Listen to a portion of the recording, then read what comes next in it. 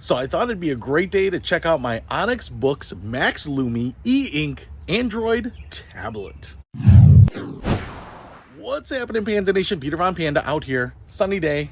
It's kind of blowing out my camera a little bit here, but I did a review of one of these e-ink tablets by Onyx. It was their Books, Note, something like that. But I picked this up recently for a trip here, and I've been using it. This is actually huge. I think it's like a 13.3 inch e-ink tablet, and there's some stuff I love about it and there's some stuff I really hate about it. So I thought I'd give you an abbreviated tour of this out in the sunlight here so that you can see what it's like out in the sun, which is why I bought it in the first place. Let's check it out. All right, so it's a decently sunny day out here, and here is the tablet. This might be a little shaky. It's a little breezy out here as well. Now, one of the things that I picked this up for was because I went on a trip to Florida, and I was going to be outside a lot, and I thought, well, I want something that's going to have good battery life and be readable in direct sunlight. And so I know that my experience with my original Books Note tablet, the very small one, was a pretty good experience. So I thought, well, one of these, just in black and white, not that color e-ink, might be the ticket for sitting around reading books, reading email, surfing the web, those types of things. So I picked this up. Now, one thing I want to show you here is that it's big. It's kind of set up like an iPad. It looks like we have a power button up here. And I will say right off the bat, what I wanted to do here was fire this up for this little review here. And I was worried, because I hadn't used it in 3 or 4 weeks, that the battery was going to be dead. So I plugged it in, and guess what? It was 100% charged. So this thing basically requires no battery on standby. Even though it has this graphic, this kind of stock graphic on the front here, and it looks like it's powered on, it's really in a no power state, which is really nice because you don't have to worry about, hey, when was the last time I charged it up? If you ever use a laptop or an iPad or something like that, you know that if they sit around, they eventually will die. So that's kind of one big advantage of this. Now, it does come with a stylus. I don't want to go through all of the accessories. There are some other reviews that really go into the nitty gritty and test all of the different features. I don't want to make that about this because the last time I did my Onyx book review, it was pretty detailed, but a lot of people said, what is it like using it out in the sunlight? And that's really what I want to show you here. And the first thing that I noticed is I was starting to play around with it. It had a firmware update, and I selected it to update, and you absolutely need that firmware update because a lot of the stuff didn't even work. So as you can see, I have things here like the Google Play Store, and without that firmware update, it would not work. Now, I may not be in Wi-Fi coverage here, but having this Google Play Store is actually really, really important for kind of getting the standard apps that you want, because it doesn't really come with Android apps loaded on. It comes with kind of its own standard Books apps, and some of those are pretty good, you know, their browser and their ebook reader and things like that. But for the most part, you might have Kindle or Audible or whatever it might be. You might have an account with a weather service or whatever, and you might want those apps. You know, for me, something like Gmail or Google Drive is really important, or eBay. You know, you can do a lot of these things through the web interface, but it's just nice to have sometimes the apps that you want here. What you can see here is that it's easily readable in direct sunlight. However, I'm getting a little ghosting. So if we kind of pull down from the top here, what we can do is we can actually change the type of refreshing that it has. E-ink center, and then if I go to the refresh modes here, normal mode, speed mode, A2 mode, which I think is actually what people will use a lot because that seems to kind of be a good balance between speed and quality. So if I go normal mode here, now you can see here that I don't have that ghosting back there, which is kind of nice. Now, all right, got it connected to the internet here, and you can see here that this is kind of the experience that you can expect, right? So as I'm scrolling here, it's kind of unusable. You can't really tell where you're at. I typed in Engadget, but if I go back up here and then I go to the e-ink center and I go down here to the A2 mode, all right?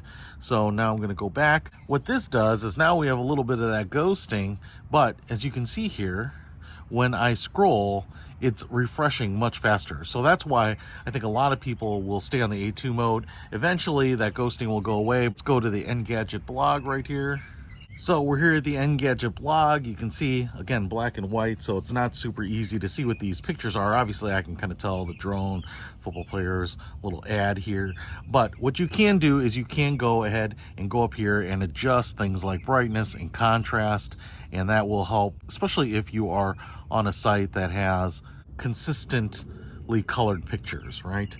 So that will help. Obviously, a 60 hertz color e-ink screen would look great. But for the most part, I think most of us are just looking for the text on e-ink type of readers here. But I think this is the key use case. If you are reading emails, books, web pages, those types of things, look at this. This is really nice, and in bright direct sunlight, very readable, easy on the eyes. There is maybe just a little bit of reflection. It's probably hard to see on the camera here, but you know, when I angle my head so that I get the sun directly on that, it's a little hard to read. You wouldn't have maybe any of that reflection off of a printed piece of paper, but for the most part, it has like this matte finish and it looks pretty good. And obviously it's much easier to read than say the glossy screen of an iPad or a normal color LED screen, which is going to be harder to read, but usually not impossible, but harder to read in direct sunlight. Now, a couple things I want to mention about this that I don't like, and I'm going to start with the thing that I don't like a little, and then I'm going to get into the one thing that I don't like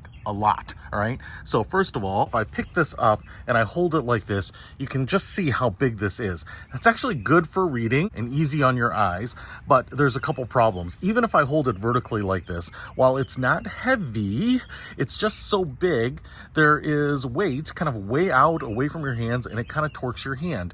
And so you kind of want to hold it like this so that you're not touching or affecting the screen, but that doesn't give you a lot of space to hold it and end up being comfortable. And so I totally get why the iPad mini might be one of the most popular iPads because of that small size. It's going to be easy to hold in the hand.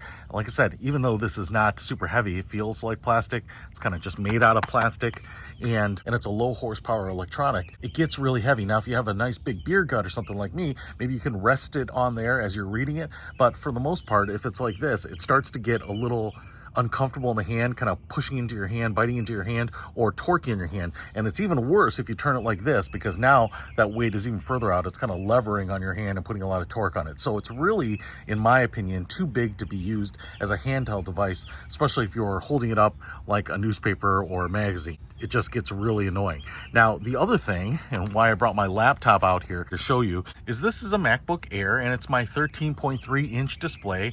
And one of the things that's hard about this is using it in direct sunlight. And I picked this up because it has a micro HDMI port and a USB-C port right there.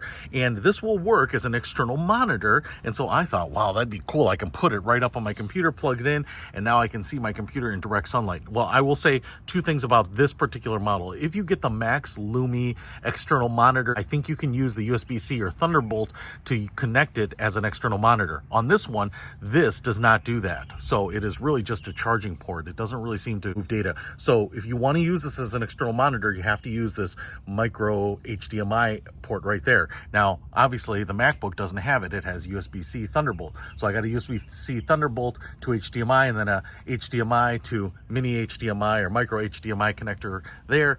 So I thought, all right, that'll be cool. I can put this right up there and use this as a e-ink monitor with my laptop, all well and good. Well, I will tell you, no matter what I did with the connectors, it never worked as an external monitor. It would blink when I would connect them like it was finding some data, and then it would just say not compatible or give me some error message. So I was never able to use it as an external monitor to transform my laptop into an e-ink laptop. In addition, this is just really heavy, and my monitor hinge isn't really designed to support it, so it keeps falling back. So even if it did work, I would have to put this almost vertically and in a position where I don't really like it to be able to use it. Now, if you do get this and you get it as the external monitor and you use it with the kickstand and you want to put it over here and put your keyboard on the side, it's probably just not an ideal situation for ergo, but it probably would work. But this one I could never get to work with my computer as an external monitor. Now, the problem with the BOOX e-ink monitor is that I don't think it works as a tablet. So it's really just a monitor, and it seems to work, and everyone says it works, and I'm sure it does.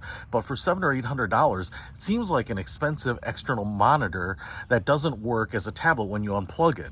This I really thought would be the best of both worlds. I'd still have a tablet capability, it would still work on its own, and then I could use it with the computer. So I just never got it to work. It may be my small brain that's causing the problem, but I never found a solution. So I will say that I think the best solution for this is to get a clip-on Bluetooth keyboard, or not just one of those clip-on ones, but the really heavy ones with the slot in it, so that you could drop the tablet in it and use it as a laptop, right? So that you could use your apps, connect to it, respond to your emails, write some notes, write that great American novel, whatever you want to do. So instead of using a laptop as a laptop, you would use this as a tablet with a keyboard. I think that's the right way to go. So is this the right device for a lot of people? I was hoping that it would just be a little bit of a trade-off on all things, but work is everything. Work as an external display, work as a tablet, but it really doesn't do it. I think really what you want are different devices.